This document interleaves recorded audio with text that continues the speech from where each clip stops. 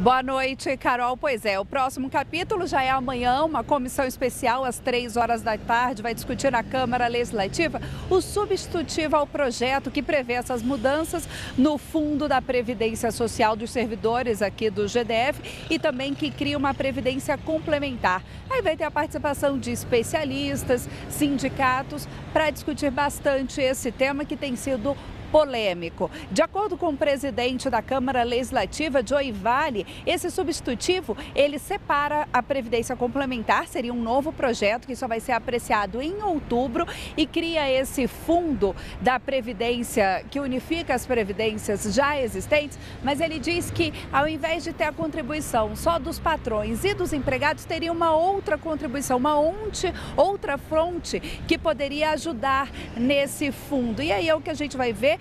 A previsão é que na próxima terça-feira seja votado esse substitutivo, ele primeiro que vai ser analisado e depois é o projeto, caso ele não seja aprovado, não seja aceito, aí sim vem o projeto que foi apresentado previamente pelo governo do Distrito Federal. Carol. Obrigada, Camila. A nova Procuradoria-Geral da República, a nova Procuradora-Geral da República, Raquel Dodge, oficializou hoje os nomes dos integrantes do Ministério Público que vão atuar no grupo de trabalho da Operação Lava Jato. Da equipe antiga de Rodrigo Janot, somente 2 auxiliares foram mantidos. Quem tem os detalhes ao vivo também é a Juliana Cury. Oi, Ju, boa noite para você. Oi, Carol, boa noite para você, boa noite a todos. Olha, a Procuradora-Geral da República, Raquel Dodge, que tomou posse ontem, ela já escolheu 6 novos integrantes dessa equipe que trabalha exclusivamente para a Operação Lava Jato. E como você disse, 2 integrantes da equipe antiga de Rodrigo Janot foram mantidos. São eles Maria Clara Barros Noleto e Pedro Jorge do Nascimento Costa. Essa troca de boa parte dos integrantes do grupo foi feita a pedido dos próprios procuradores que pediram para deixar os trabalhos por motivos pessoais.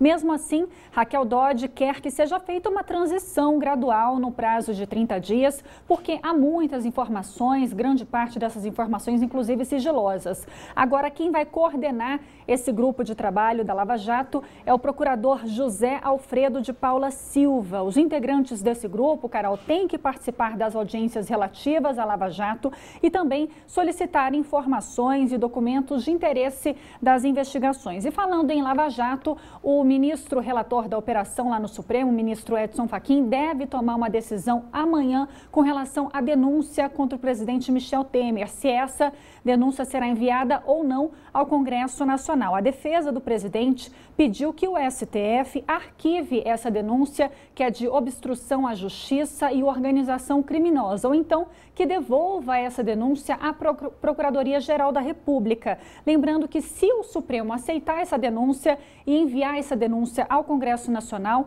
lá na Câmara dos Deputados ela ainda tem que ser aprovada pela Comissão de Constituição e Justiça e depois pelo plenário da Câmara, por pelo menos 342 deputados. Portanto, amanhã vai ser um dia de definições importantes para o governo. Carol. É isso aí. Obrigada, Juliana. Boa noite para você. Integrantes do MTST invadiram as sedes dos Ministérios das Cidades e da Fazenda no início da tarde desta terça-feira. Os manifestantes foram retirados do Ministério das Cidades após ocuparem um local por 20 minutos. Depois, cerca de 120 pessoas seguiram em direção ao Ministério da Fazenda. O local não chegou a ser invadido porque a Polícia Militar fez um cordão de isolamento. Os protestos aconteceram em todo o país e a principal reivindicação dos integrantes do Movimento dos Trabalhadores Sem Teto é a liberação de mais recursos para programas habitacionais. Pensadas principalmente para resolver o problema prisional do país, as penas alternativas beneficiam não apenas os culpados de crimes de baixa gravidade. Apesar de pouco falada, a prestação de serviços, por exemplo, é uma importante ajuda a entidades sociais. E aqui no DF tem melhorado a vida de muita gente. Brincar por aqui ficou muito mais agradável. Brinquedos novos, espaço coberto, Tudo para garantir o lazer dessa garotada. Mas isso só foi possível graças a uma parceria entre o Ministério Público e a creche pioneira da Vila Planalto. O dinheiro usado para revitalizar o local, aproximadamente R$40 mil, é fruto da prestação de serviços vindo das penas alternativas. A promotora de justiça Isa Maria explica que esse tipo de punição é uma forma de reparar a sociedade do mal causado por quem comete um crime de menor potencial ofensivo. Além de uma medida despenalizadora, no sentido de que o autor do fato não se submete a uma sentença condenatória e não cumpre uma pena efetivamente, mas ao mesmo tempo ele presta contas à sociedade em relação à conduta que a ele imputada. Dona Wanda, presidente da creche, conta que aqui mais de 30 pessoas cumpriram penas alternativas. Para nós é importante, como para eles também é importante. Que às vezes nós estávamos precisando aí de pessoas para nos ajudar, vamos supor, na limpeza, tá? na construção. E quando chega esse pessoal oferecendo o trabalho deles, para nós é importantíssimo. De acordo com o último levantamento do Ministério Público feito em 2016, 38 projetos foram contemplados por essa parceria. Mais de R$470 mil foram destinados a essas ações. Quase todas as cidades contam com uma promotoria de justiça. Nessas promotorias de justiça, a gente tem os nossos setores de medidas alternativas, que são órgãos de assessoria aos promotores de justiça.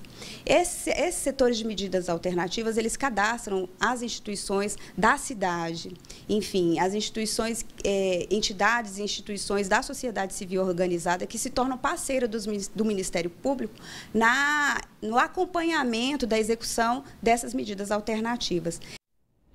Sem acordo, rodoviários decidiram parar na próxima quinta-feira. A greve, a princípio, vai durar 24 horas. A categoria disse que só volta atrás se as empresas apresentarem uma nova proposta. Uma assembleia no próximo domingo pode levar a uma greve por tempo indeterminado já na segunda-feira. Os rodoviários querem reajuste de 6%. O Ministério Público Federal recomendou à Academia Nacional de Polícia que tome providências para evitar que o solo dos estandes de tiro, que fica no setor habitacional Taquari, continue sendo contaminado por chumbo. Veja.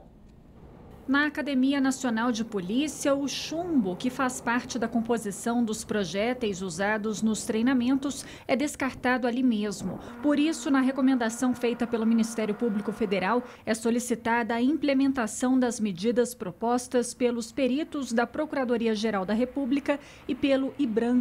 Entre essas medidas, com o objetivo de reduzir os impactos ambientais causados pelo depósito de chumbo na terra, estão a contenção das balas e fragmentos, a remoção do metal e a documentação das atividades. Caso essas medidas não sejam viáveis, o MPF deu um prazo de 60 dias para que a Academia Nacional de Polícia apresente um plano de remoção de metais pesados na camada superficial do solo do local.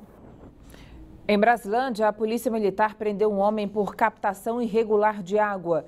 O suspeito já tinha sido autuado pelo IBAMA em janeiro deste ano por desviar água do mesmo local, uma nascente que faz parte de uma área de preservação permanente. Na época, ele foi autuado por infração ambiental e assinou um termo de embargo.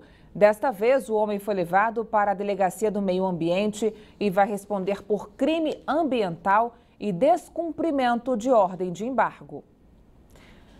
Os consumidores agora podem pedir a ligação da rede de água pela internet. Antes era preciso ir pessoalmente à CAESB. E quem volta a falar ao vivo agora com a gente, tem mais informações, é a Camila Lopes. Camila. Pois é, Carol, e também a revisão de contas já pode ser pedida pela internet. Eu vou conversar agora com a Adeilde Araújo, que é superintendente de comercialização da CAESB. Boa noite. Precisa fazer cadastro? O que é preciso para conseguir ter acesso a esse serviço?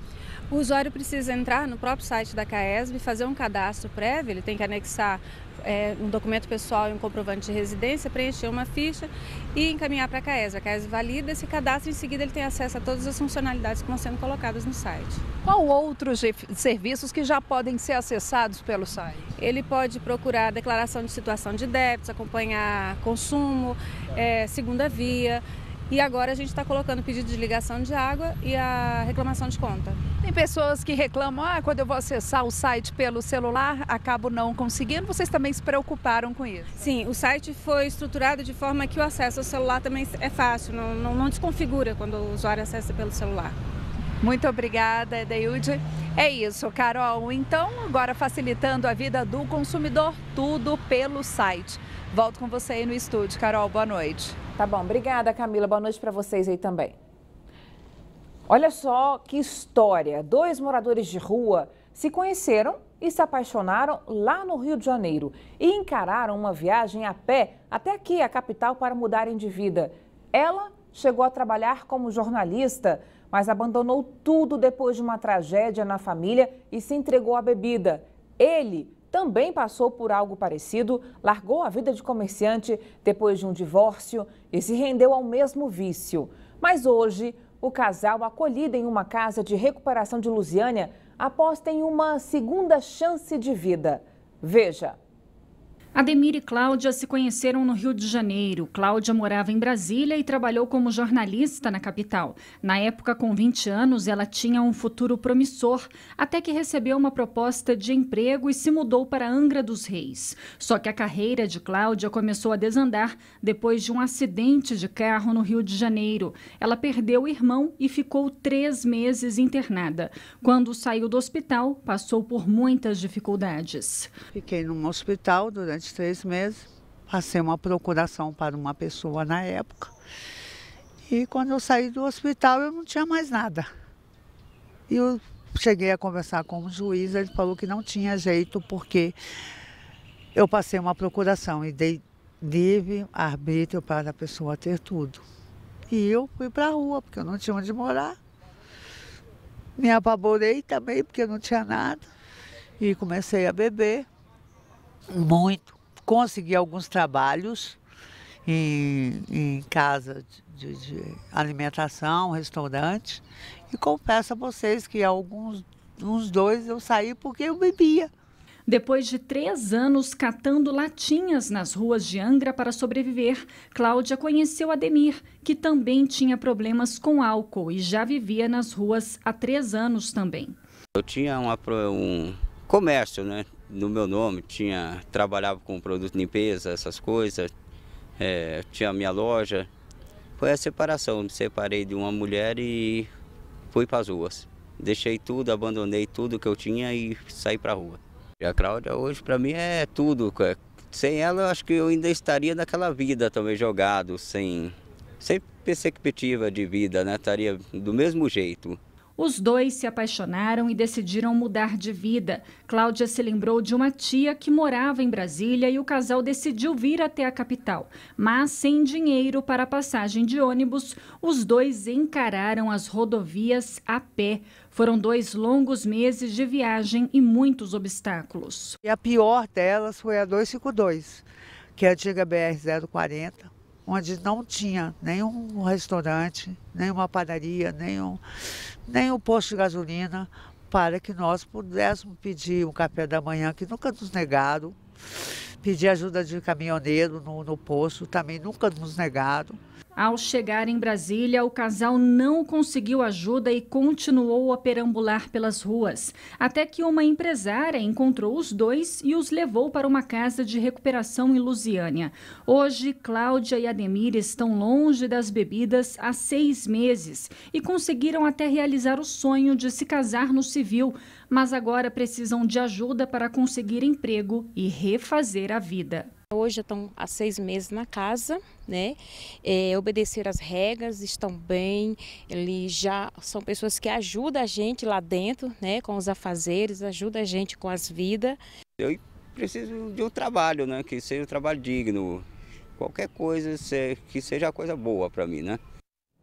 Que história, hein? Olha, quem puder ajudar a Cláudia e o Ademir com uma vaga de emprego, pode ligar para o telefone 991316774 e falar com a Maria Antônia. Eu vou repetir, em 991316774.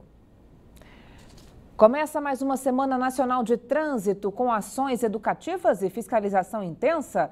A ideia é chamar a atenção dos motoristas. Tem até um painel com números de mortes no trânsito em um dos pontos mais movimentados de Brasília, o Eixo Monumental.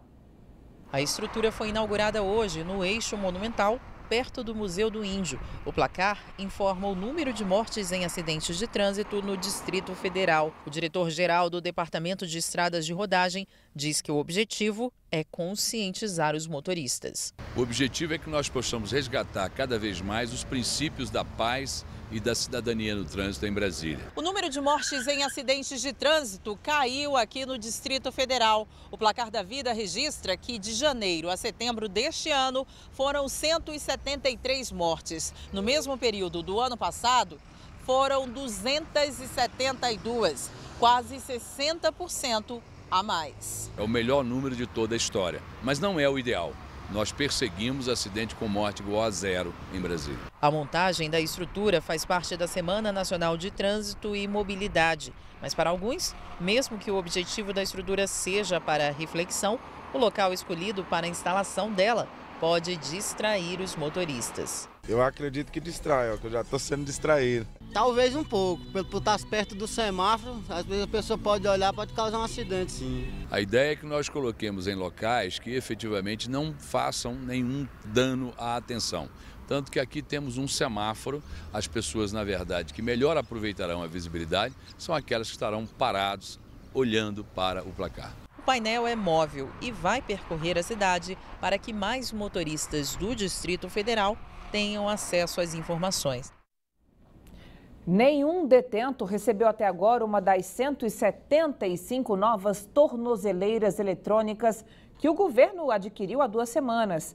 Isso porque faltava regulamentação da Justiça, só que saiu nesta segunda-feira. E tem outro problema, viu? O sistema penitenciário do DF tem hoje mais de 14 mil presos nos regimes que se enquadram nesse monitoramento eletrônico. Com um número limitado de 175 equipamentos, o Tribunal de Justiça do DF definiu que, neste primeiro momento, serão beneficiados os detentos em regime semiaberto, regime aberto e presos provisórios. Além disso, para receber o equipamento, o juiz deve avaliar a convivência do condenado e a natureza do crime cometido.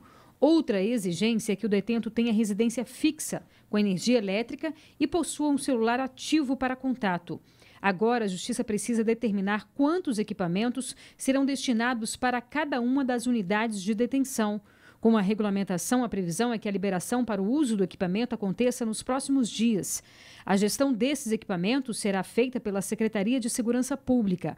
O aluguel de cada tornozeleira com equipamento para monitoração vai custar pouco mais de R$ 160. Um projeto de lei que tramita no Congresso Nacional prevê que os condenados paguem o valor desse aluguel. Veja a seguir, mais de 45 mil motoristas foram flagrados dirigindo falando ao celular só esse ano. No próximo bloco do Band Cidade. Até já.